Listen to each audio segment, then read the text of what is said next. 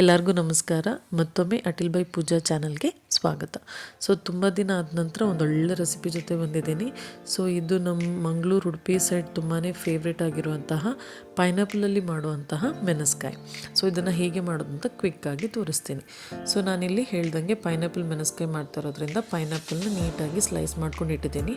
ಆನಂತರ ನನಗೆ ಮ್ಯಾಂಗೋ ಸಿಕ್ಕಿದ್ರಿಂದ ನಾನು ಏನು ಮಾಡಿದ್ದೀನಿ, ಪೈನಾಪಲ್ ಮತ್ತು ಮ್ಯಾಂಗೋ ಎರಡಕ್ಕೂ ಸ್ವಲ್ಪ ಸಕ್ಕರೆ ಹಾಕಿ ಮಿಕ್ಸ್ ಮಾಡಿ ಒಂದು ಸ್ವಲ್ಪ ಹೊತ್ತು ಇಟ್ಟಿದ್ದೀನಿ. ನೆಕ್ಸ್ಟ್ ಇವಾಗ ಇಲ್ಲಿ ನಾವು ಸ್ವಲ್ಪ ಮಸಾಲಾಗೆ ಸ್ವಲ್ಪ ಸ್ಪೈಸಸ್ನ ನಾವು ಬಿಸಿ ಮಾಡ್ಕೋಬೇಕು, ರೋಸ್ಟ್ ಮಾಡ್ಕೋಬೇಕು.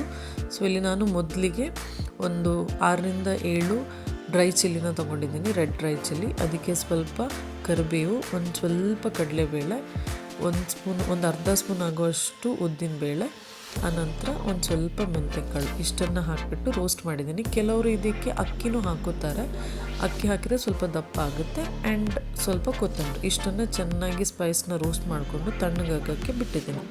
ನಂತರ ಇಲ್ಲಿ ಒಂದು ಮಣ್ಣಿನ ಪಾತ್ರೆಯಲ್ಲಿ ನಾನು ಮಾಡ್ತಾ ಇರೋದ್ರಿಂದ ಮಣ್ಣಿನ ಪಾತ್ರೆಗೆ ಎಣ್ಣೆ ತುಪ್ಪ ಕಾಂಬಿನೇಷನಲ್ಲಿ ಸ್ವಲ್ಪ ಸಾಸಿವೆ ಹಾಕ್ಕೊಂಡು, ನಂತರ ಒಗ್ಗರಣೆಗೆ ಒಂದು ಸ್ಪೂನಷ್ಟು ಉದ್ದಿನಬೇಳೆ, 2-3 ರೆಡ್ ಡ್ರೈ ಚಿಲ್ಲಿ, ಆನಂತರ ಕರಿಬೇವು ಹಾಕಿ ಇಲ್ಲೇನು ನಾನು ಕ್ಯಾರಮಲೈಸ್ ಆಗೋಕ್ಕೆ ಸಕ್ಕರೆ ಜೊತೆ ಹಾಕಿಟ್ಟಿದ್ನಲ್ಲ ಪೈನಾಪಲ್, ಅದನ್ನು ಹಾಕಿ ಚೆನ್ನಾಗಿ ಇವಾಗ ಬಾಡಿಸ್ಕೊತಾ ಇದ್ದೀನಿ.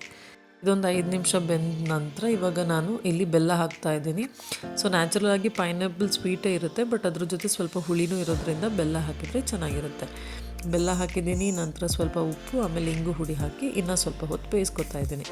ಇನ್ನೊಂದು ಕಡೆ ಒಂದು ಜಾರಲ್ಲಿ ರೋಸ್ಟ್ ಮಾಡಿಟ್ಕೊಂಡಿರುವಂತಹ ಸ್ಪೈಸಸ್ ಏನಿರುತ್ತೆ ಅದು, ಸ್ವಲ್ಪ ಹುಳಿ, ನಂತರ ಕಾಯಿ ತುರಿ ಹಾಕಿಬಿಟ್ಟು ಚೆನ್ನಾಗಿ ರುಬ್ಕೋಬೇಕು.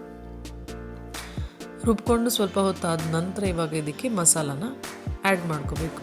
ಮಸಾಲ ತುಂಬ ನೀವು ಗ್ರೇವಿ ಇರಬೇಕು, ಅಂದರೆ ಲೈಕ್ ತುಂಬ ನೀರು ಆ್ಯಡ್ ಮಾಡಿ ಸಾಂಬಾರು ಅಥವಾ ತಿಳಿಸಾರು ಥರ ಮಾಡೋಕ್ಕೆ ಹೋಗಬಾರ್ದು. ಇದು ತಿಕ್ಕಾಗೇ ಇರಬೇಕು. ಆ್ಯಂಡ್ ಇದಕ್ಕೆ ನೀವು ಸ್ವಲ್ಪ ತುಪ್ಪನ ಆ್ಯಡ್ ಮಾಡ್ತಾ ಇರ್ಬೋದು. ಸ್ವಲ್ಪ ತುಪ್ಪ ಹಾಕಿದರೆ ಚೆನ್ನಾಗಿರುತ್ತೆ ಇದು. ಆಮೇಲೆ ನಾವು ಕಡಿಬೇಕಾದ್ರೆ ನೀವು ನೋಡಿರ್ಬೋದು, ನಾವು ಇದಕ್ಕೆ ಉದ್ದಿನಬೇಳೆ, ಕಡಲೆಬೇಳೆ ಎಲ್ಲ ಹಾಕಿರೋದ್ರಿಂದ ಅದು ನಾರ್ಮಲ್ ಆಗಿ ಕುದ್ದಾಗ ತಿಕ್ಕಾಗೇ ಬರುತ್ತೆ. ಗ್ರೇವಿ ಏನಿದೆ ಅದು ತಿಕ್ಕಾಗೇ ಬರುತ್ತೆ. ಆ್ಯಂಡ್ ಇದು ನೀವು ನಾರ್ಮಲ್ ಆಗಿ ಮಾಡಿದ ದಿನ ತಿಂದರೂ ಒಂದು ಟೇಸ್ಟ್ ಇರುತ್ತೆ, ಬಟ್ ಅದರ ನೆಕ್ಸ್ಟ್ ಡೇ ಅದನ್ನು ಹಾಗೆ ಕುದಿಸ್ಕೊಂಡು ನೀವು ತಿಂತಾ ಇದ್ದರೆ ಅದ್ರ ಟೇಸ್ಟ್ ಇನ್ನೂ ತುಂಬ ಎನ್ಹ್ಯಾನ್ಸ್ ಆಗುತ್ತೆ. ಸೊ ಈ ಥರ ಇದನ್ನು ವೈಟ್ ರೈಸ್ ಜೊತೆ, ಬಾಯ್ಲ್ಡ್ ರೈಸ್ ಜೊತೆ ತುಂಬಾ ಒಳ್ಳೆ ಕಾಂಬಿನೇಷನ್. ಸೊ ಡೆಫಿನೆಟಾಗಿ ರೆಸಿಪಿನ ಟ್ರೈ ಮಾಡಿ, ಇಷ್ಟ ಆಗುತ್ತೆ ನಿಮಗೆ. ಇದೊಂಥರ ಡಿಫ್ರೆಂಟ್ ಆಗಿರೋ ರೆಸಿಪಿ, ಖಂಡಿತ ಟ್ರೈ ಮಾಡಿ. Thank you for watching.